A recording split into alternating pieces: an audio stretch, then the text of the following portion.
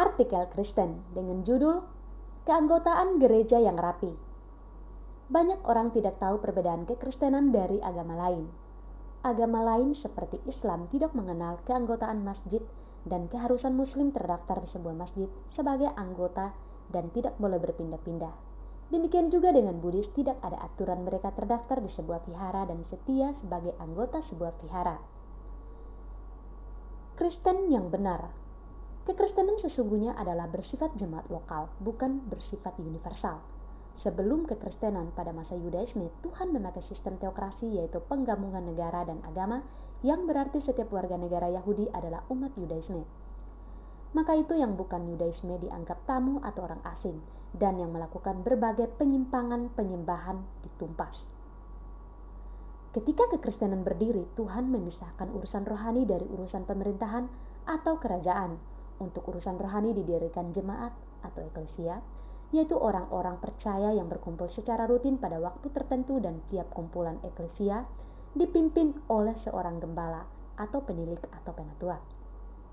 Dan kumpulan ini harus terpisah dari campur tangan dari negara, karena hanya mengurus masalah iman atau urusan dengan Tuhan dan melakukan kebaikan, tidak boleh mengurus masalah politik. Dan atas tiap-tiap kumpulan orang percaya ini atau eklesia, di setiap lokasi disebut tubuh Kristus. Ingat, tubuh Kristus itu kumpulan orang atau eklesia, bukan semua orang Kristen dalam satu tubuh. Artinya, jika tidak berkumpul, melainkan masing-masing di rumah, itu namanya orang Kristen atau anak Allah, tetapi bukan tubuh Kristus. Dan setiap orang percaya harus menjadi anggota dari sebuah jemaat lokal atau masuk dalam tubuh Kristus dan berlaku sebagai anggota yang setia. Iblis mengacaukan gereja. Namun iblis mengacaukan, ia sengaja mengganggu kekristenan dengan menyatukannya dengan kerajaan, kekaisaran, dan lain-lain. Akhirnya sifat jemaat lokal kekristenan yang independen dan hanya urusan kerohanian hilang, malahan kemudian disebut gereja universal. Gereja dan negara menjadi satu, dan setiap orang Kristen bebas pergi ke gereja mana saja pada hari Minggu. Karena konsepnya adalah hanya satu gereja, yaitu gereja universal, umum atau Katolik. Yang tersebar itu adalah cabang atau kepanjangan tangan dari yang di pusat. Setelah reformasi, kaum reformator dan protestan kelihatannya tidak paham konsep pentingnya jemaat lokal yang terpisah dari pemerintahan duniawi. Buktinya Calvin membuat lagi teokrasi di Geneva, Zwingli di Zurich, dan Luther di Jerman. Anglikan memang sejak pisah dari Roma adalah gereja negara model teokrasi. Saat itu satu-satunya kelompok Kristen yang sungguh-sungguh mengerti tentang gereja lokal yang terpisah dari pemerintahan duniawi adalah kaum Anabaptis, yang kemudian dikenal gereja Baptis. Jadi, pemimpin Kristen yang gagal paham inilah yang mengacaukan kekristenan. Yang sesungguhnya tadinya kekristenan dirancang Tuhan sebagai jemaat lokal yang tiap-tiap orang percaya bergabung menjadi anggota tetap yang setia pada jemaat lokalnya dan digembalakan dengan baik, menjadi gereja universal yang tidak ada kejelasan keanggotaannya. Karena bersifat universal, maka tidak ada pengajaran yang rapi dan bertahap, dan tidak ada pembinaan, pengawasan, serta pendisiplinan. Mereka sejak bayi ditetesi air di kepala untuk menjadi Kristen atau anggota jemaat universal dan bebas ke gereja mana saja sesuai kemauan masing-masing. Kelompok karismatik muncul menambah kekacauan, karena pendirinya atau pemimpinnya sesungguhnya adalah orang-orang yang menyelenggarakan pertunjukan entertainment, sehingga tidak memerlukan keanggotaan tetap, dan tidak bertujuan mengajar, tidak mendidik, serta tidak mendisiplinkan mereka. Pokoknya mereka datang, disuguhkan kesaksian, lagu-lagu untuk menggojlok perasaan, merangsang mereka agar kasih persembahan yang banyak, dan persepuluhan. Kalau acara di sebuah hotel dihitung-hitung tidak lagi menguntungkan, ya biasanya mereka tutup dan cari lokasi baru atau sasaran baru. Mereka, baik yang berkonsep teokrasi maupun yang entertainment, filosofi, sama-sama tidak melihat pentingnya keanggotaan jemaat dari tiap-tiap jemaat lokal. Mereka tidak merasa penting mendidik anggota jemaat secara doktrinal, sangat mungkin karena doktrin mereka tidak alkitabiah, sehingga jika ada kelas pelajaran doktrin, nanti banyak peserta akan bertanya, malahan kebobrokan mereka akan terekspos. Akibat kekacauan keanggotaan jemaat. Akibat kekacauan keanggotaan jemaat menyebabkan banyak orang Kristen tidak jelas keanggotaannya. Mereka berpikir cukup menyandang nama orang Kristen dan kadang sempat dia akan ke gereja dan saat tidak sempat dia absen. Ketika dia hidup dalam dosa, tidak ada gembala yang bertanggung jawab menegurnya, dan dia bisa hidup sekacau-kacaunya, tidak ada yang menegur dan tetap memperkenalkan diri sebagai orang Kristen.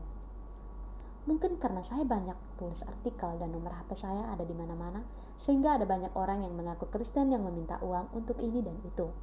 Bagaimana mungkin saya bisa periksa itu betul-betul orang Kristen dan betul-betul adalah orang yang perlu ditolong, atau seorang penipu yang meminta sumbangan kepada 1.000 orang Kristen?